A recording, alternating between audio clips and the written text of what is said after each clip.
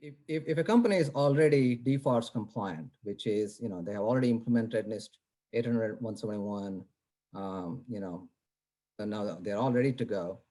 Now, what are some of what's your advice to those companies on what to do for those who are already gone through this kind of assessment? Thank you, Mohan. Yeah, great to be here.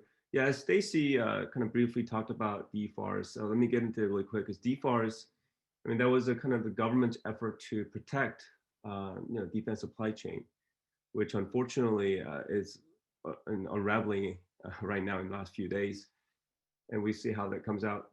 But it was released. There was a really slow adoption, and therefore, DoD released the CMMC and the accreditation body to ensure the standards are being properly assessed.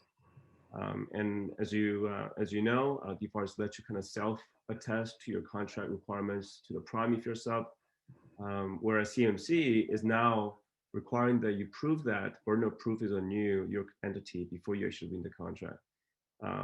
Getting the security right for the defense industry, absolutely critical for our national security. And this is a really good topic for me personally. But the main point here is that CMMC is not replacing DFARS requirements.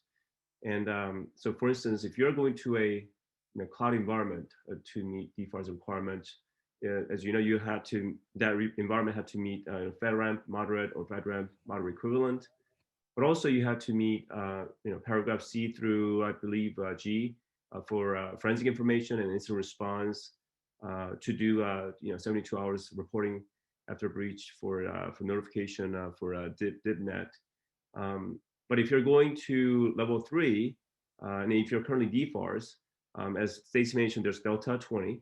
That's 20 additional practices to get over the hump, and then there's a 52 maturity processes that need to be in place, which is all public information on the CMMC AB. So, in summary, what the organization needs right now is performing, the gap analysis.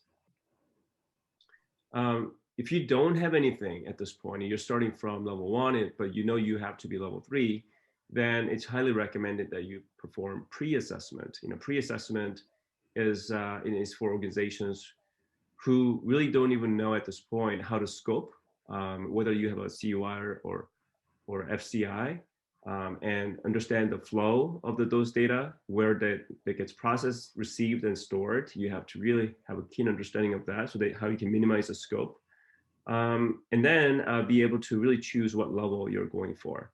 So doing the pre-assessment, and then based on the level, then you can actually build out the roadmap based on the pre-assessment to really achieve the level and get this done.